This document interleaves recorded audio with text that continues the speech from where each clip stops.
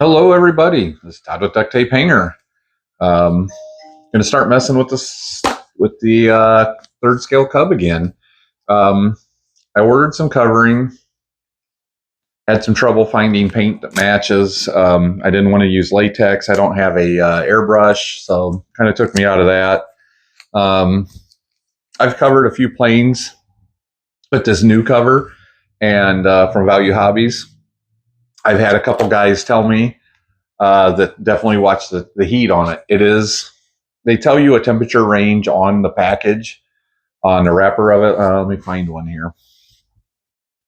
And it is definitely, let's see here. Well, on this like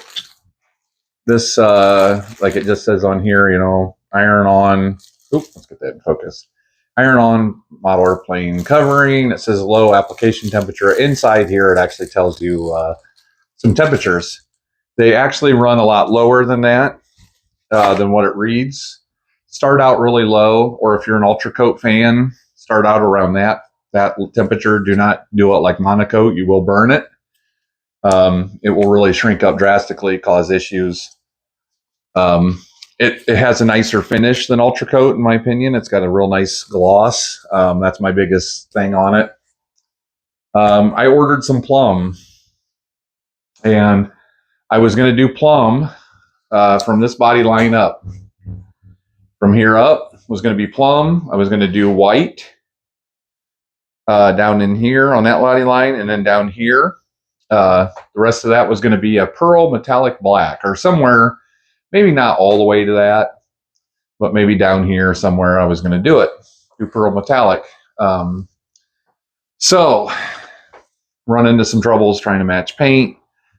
I use a lot of Rust-Oleum 2X, definitely my favorite paint.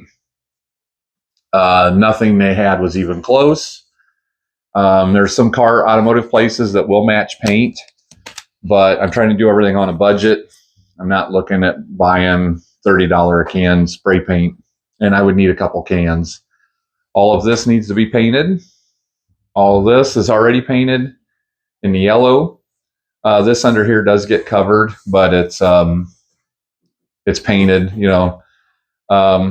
These formers did not have covering on them, but I am going to paint it. I'm going to paint that, kind of seal up that wood a little bit. I think that's what was done here. These might have had covering. It did, I think.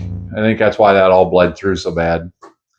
I have a lot of metal pieces that go on top. All this brass, all this stuff's got to be painted. The doors, the windows, the top window, the other side, all that's got to be painted. I am going to go with a metallic blue.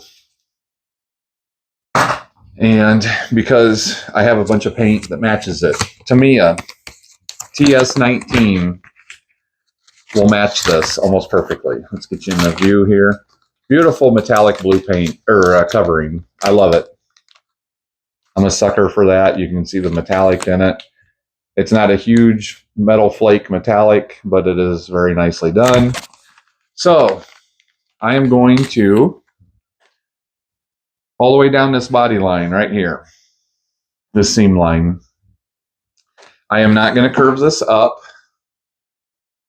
I'm going to go straight across all the way out. It's going to be one straight line through here. Even though it's going to be angled on the door, I'm still going to do it that way. This is going to be blue from here up. Then from this body line to this body line, or actually this to the bottom, is all going to be white. I'm going to just go with white. Just go with white, and all the way from here down, I'm going to do some white inside here. I'm going to keep the blue going. The blue is going to come out here to the point, and it'll be white underneath. It'll have the blue stripe in. Or maybe I might even just, no, I want to do it. I want to keep following this body line. So I'm going to follow that out and taper it to a point back here. Or maybe it'll just be a stripe out, whatever. But it's going to be blue underneath, or white underneath, blue in the center, and I'll have some white up, but I'm going to run blue up here. I got to fix this part of the rudder yet, obviously. Bring this up, and run this across in blue. That'll be the trim. I'm not a great coverer, and in this area, looks like it's going to be a lot of fun. I'll make sure you can even see what I'm pointing at. Yeah, you can see. But this area here, I'm not great at covering. So I think I'm going to bring it back, cover here, and then I'm going to go with white, do all this in white. In this area, I'm going to bring it back and cut it into here in blue, because this is all going to be blue back anyway at this line. Oops, sorry, camera moved. This all going to, the blue line is going to follow right in here and back, and then right here and back. It's going to follow this angle. I'm going to run that straight back like that. So this area in here is where I'm going to have a fun time covering and try to get wrinkles out of it and try to not make it look ugly. I don't know if I should do the white first here and cover it up with the blue. That might be the best way to do it, is do white up and around, and then bring the blue back and kind of cover up my ugliness here, because I'm sure I'm going to have some ugly wrinkles trying to go from here to here and what have you. I'm just not any good at all that stuff. Maybe I need to put a block in here and give me something to curve. Oops, excuse me. Hiccups. Give me something to curve into here. So I'm going to work on that. Like I say, it's going to be metallic blue. And then I'm going to go ahead and go with like an older Cub look to it, or the standard Cub. I'm going to do the little lightning bolt up the side, like Cubs do. But I'm going to do it in this red. So it's still going to be red, white, and blue, but I'm going to have a little bit of that. Then I'm going to use chrome as my trim line in between the white and the blue, or the blue and the white. And then I'll do it all the way around the lightning bolt here. We'll have chrome, and that'll trim that up. And then, like I say, it'll be all white on down. I'm not sure what color I'm going to paint the gear yet. I get a lot of ugliness coming out of here, out of that old Quadra oil, and who knows what kind of 50-year-old debris comes out of here. Covers up that gear. So I might just go ahead and paint the gear black. Make the little triangle pieces in here. I might make them red. I don't know yet. I'm going to try and figure that out. The struts will be white, because the wing is mainly going to be white. This will all be blue and painted. And I know I've said like 4 different color schemes so far, but that'll all be blue. And then the panels themselves are going to be white. And I think I'll run maybe some blue here at an angle and out to kind of tie it in with everything here. And I'll do the same thing on the stabs, because the stabs are going to be all white with blue trim. Maybe might put 2 red stripes underneath the wing with some chrome trim in between them or around them and so forth. But I think I'm just going to go with basic colors. As you look around here, I was going to go with an all red fuselage and do the white and that. And look around, I got a lot of red and white airplanes. A lot of them are GBs, but I've got a lot of red and white airplanes. I got a Byron Texan back there I restored and repainted, Cali Graphics. Red and white. Everything, I got a lot of red and white. Tiger Moth was red and white, which I sold that, so it's gone. But once it gets picked up, there'll be one less red and white plane. But kind of what I got going on so far. So that's the plans. I just knew I did not want to do it in yellow. I'm sick of yellow Cubs. I'm not, like I say, I'm not great at covering, so that's part of it. I've got plenty of blue paint. I bought out a hobby shop a while back ago. I like to build plastic models, so I've got plenty of blue paint. We're going to prep this for painting. So we're going to pull the servos out. That's what this whole thing's about. This whole video is going to be about this, getting this prepped. I'm going to paint the outside first, because it'll be a lot easier to tape this. Like I say, this is all painted. There's no covering. No covering. I'm going to primer everything. Primer all around this edge. Primer it. primer inside on this edge. And then, like say, this is all going to get, this I will not paint. This is going to be white. The interior, I can speak. The interior is going to get painted. It's going to be a white primer is what I'm going to do with the inside. I'm not going to do any other paint, but he painted yellow all the way up and in, and I have to get rid of this yellow. So we're going to prep this. We're going to pull some servos. I'm going to pull those, the rods. I'm going to use my other phone, take pictures of this stuff so I make sure I get everything lined up the same. We're going to pull this. Let's see, I can't see. We're going to pull the throttle servo. I'm going to pull the throttle servo and the cable. I'm going to put a little piece of tape around this so I don't get any paint inside the tube. We're going to pull that out. Pull the servo, the holder here. I'm not worried about the holder. That can get painted. I don't care. We're going to pull that stuff out. It'll also make it easier to cover. I'll probably have to put these rods in before I cover the bottom half, just because of the room back here in the tail. Getting that stuff through back in the tail, the push rods and that. We're going to paint right over this stuff. I don't care about these hooks. That's where the battery was. Get you in here. These hooks, I'm going to paint over them. I don't care. This floor, we're going to paint over. It's got like a textured floor, but it does nothing. I don't care. We're going to do it. We'll get her done. So we'll get started on this. We'll pull these servos. I'm going to put these servos right back in. I'm going to use everything that was in here before. So let's pull some servos. And let's see. Oh, I went to the swap today. The only thing I bought was a nice 20-ounce ZY Hobby tank. I got a couple Byrons and I'm going to be restoring soon. And that would be really nice. Probably in the stagger wing. I'll probably go in the stagger wing. Be a nice tank for that. So I bought that tank for $10. New, never been used. I saved about $10 on a tank. You can buy those for about $20 on Amazon. There was some nice buys down, or well, I shouldn't say nice buys. There really wasn't very many nice buys at all. There was some nice stuff down there. You know me, I love my Byrons. There was some very nice Byron stuff, but the prices were ridiculous.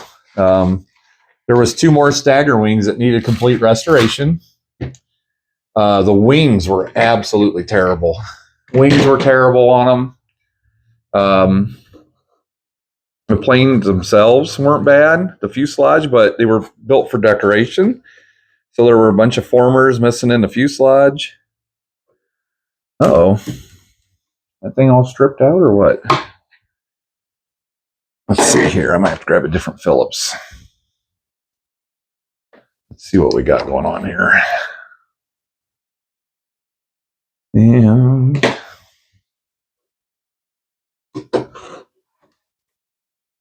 oh, there it goes. I'm going to say these shouldn't be too crazy, I wouldn't think. Pulling these old horns off these big old quarter scale servos. Got that. Now the screw's missing, so it needed a little TLC anyway. We're going to set that back in here. It's probably time to do a little bit of this stuff anyway. I've never messed with this. Somebody has updated these servos since it's been built, because even though these are 134s from the 80s or 90s, when this was built in 1980, they had the 3-pin system, and this has at least got the newer style plugs. Let's see. I don't even know if you can see what I'm doing or not. I can't see in the camera. So they do have the newer style plugs at least.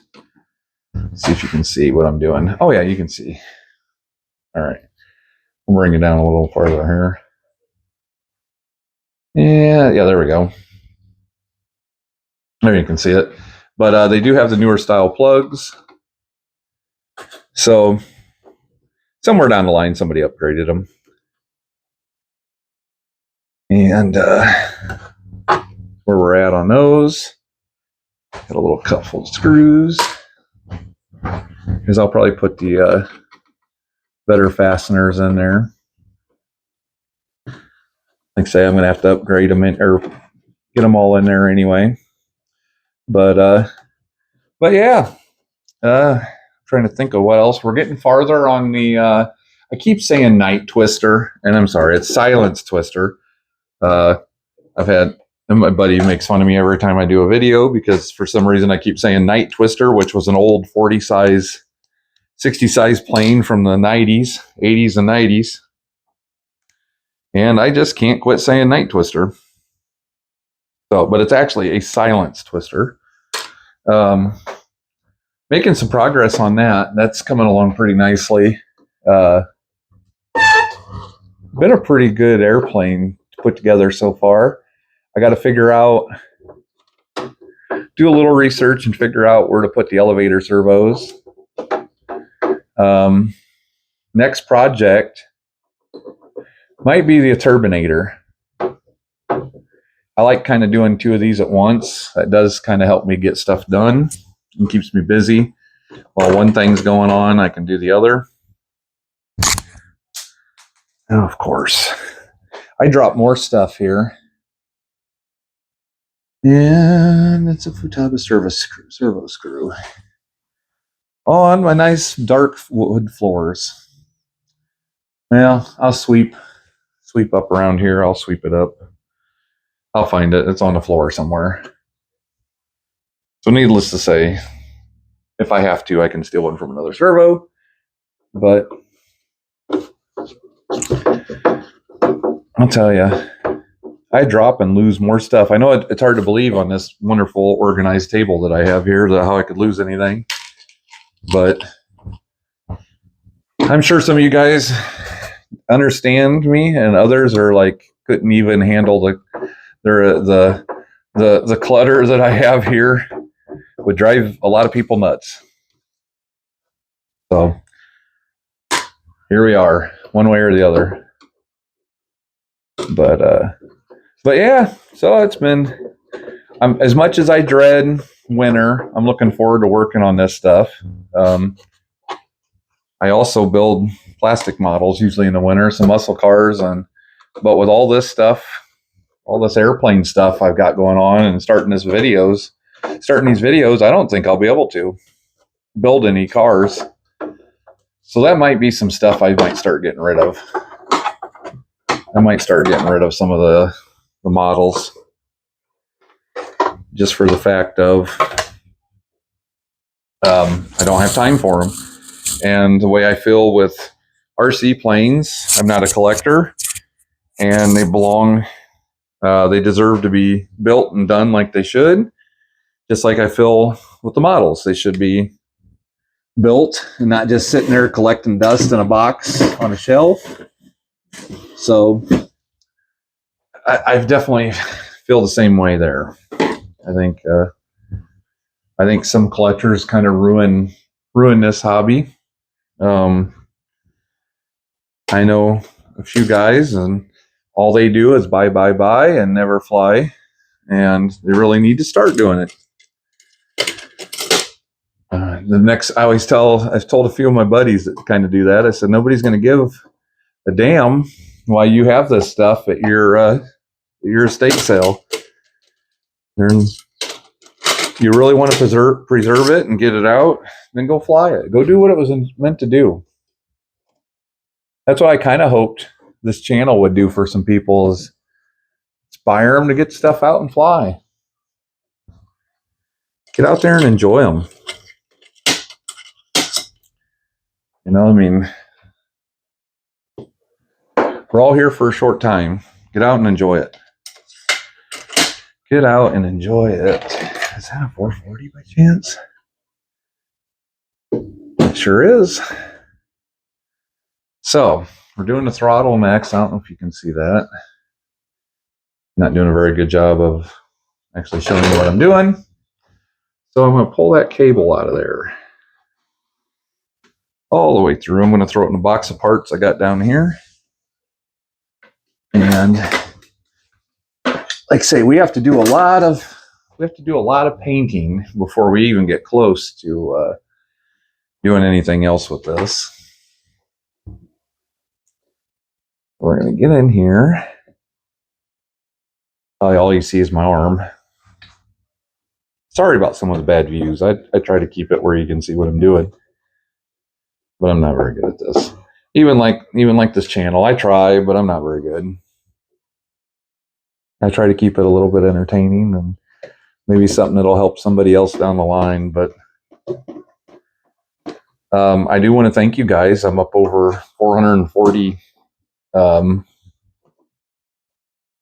subscribers, which really surprised me. I mean, I've been at this for like 3 months, maybe a little more. And to have that many people already in and interested in activity and stuff that I get on it, I'm very, very happy with it. Very happy with you guys. And much appreciated. Let's see here. Oop, didn't want to lose that extension. And remember, there's nothing. Oop, dang it. There's nothing inside this airplane, so I have to remember that.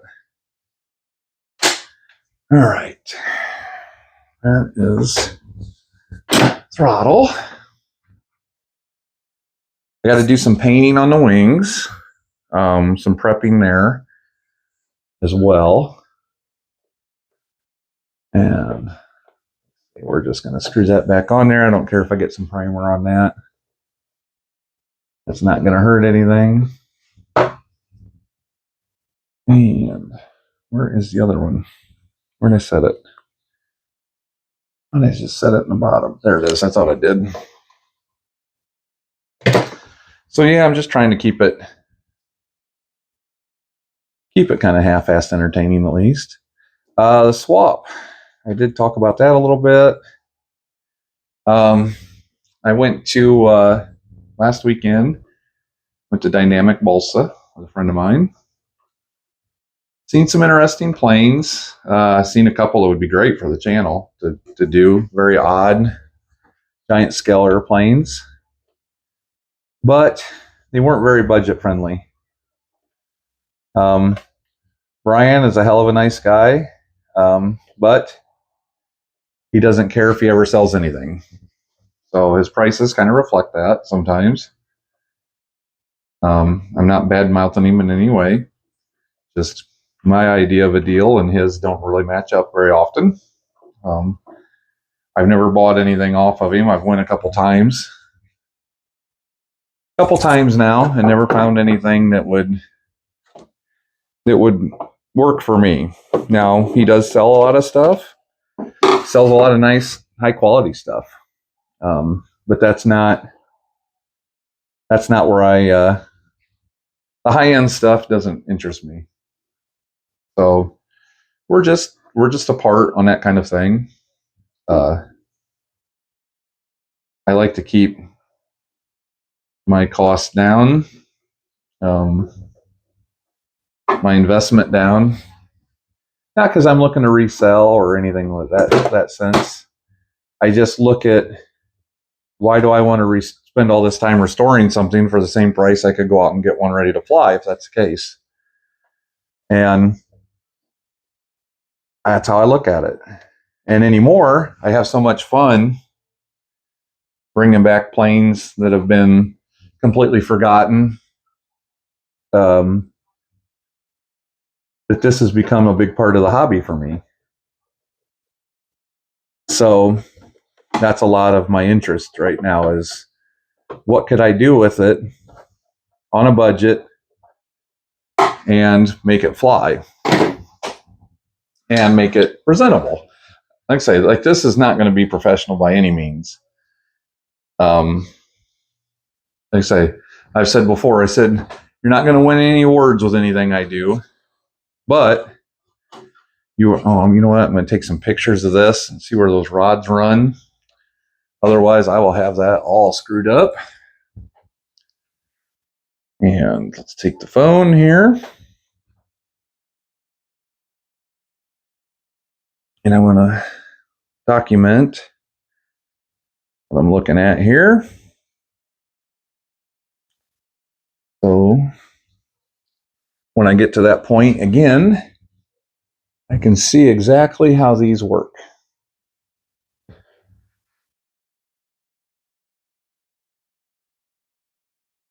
And that one is elevator. Yeah, that one's rudder. So I'm even going to take my marker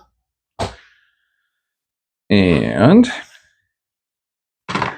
once again try to find it on my table of mess. I just had it yesterday. Oh, right there it is. And get this out.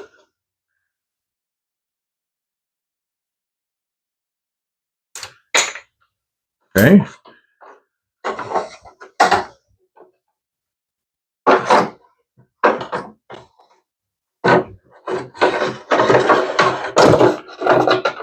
Elevator. I'm going to write that right on there.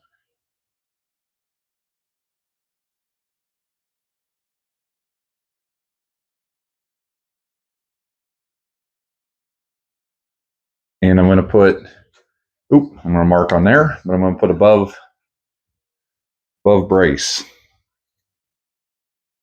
That way, if I ever lose that picture by chance, I'll have an idea of what I'm looking at here. Make sure I know that runs above the brace. Okay. Take that push rod out. Same thing with this one. This one might not come through here. Oh, no, it ain't going to go through that. So I guess that'll be easy enough to leave that in there. That is not going to come out of that hole. So we're going to push that forward like that and out of the way, because I can't get it out back there. So I'm going to have to cover around that area first and then work my way up when I do that on the other side. And I'll show you why. Right here. The way this is built up here, I can't get this all through there. And I'm not taking all this stuff off, or I don't want to mess with my throws and my linkages. So I'm just going to leave it like that. And that way I can get it in and out of there, or leave it in there. This way I can put it right back where it belongs.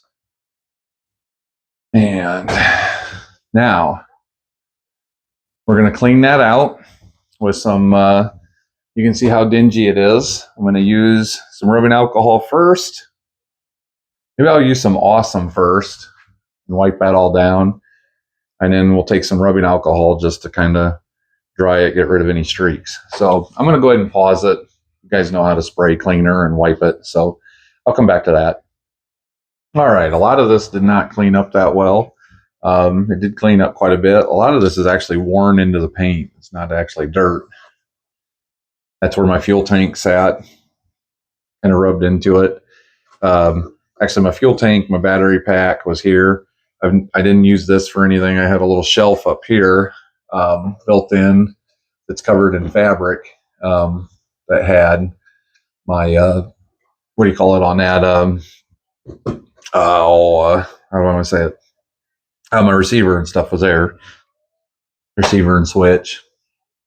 We're going to have to tape this off. I'm going to tape this off and tape this black off. I'll take flat black paint and kind of clean up this edge once it's, the window kind of covers up a lot of this little bit of yellow on here, but we'll do that. Plus when I get covering, I'll probably have a little blue covering over that anyway. Up here, I guess I should look in the camera once in a while and see where it's actually pointed instead of me just talking. But if you've been watching this long, you realize I'm not a professional in any sort. That's my disclaimer. But I did get to dust off a lot of it.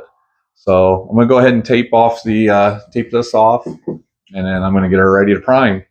I'm not going to take you down in the basement where I prime it. It's dark. It's got a boiler heat. It's very nice and dry.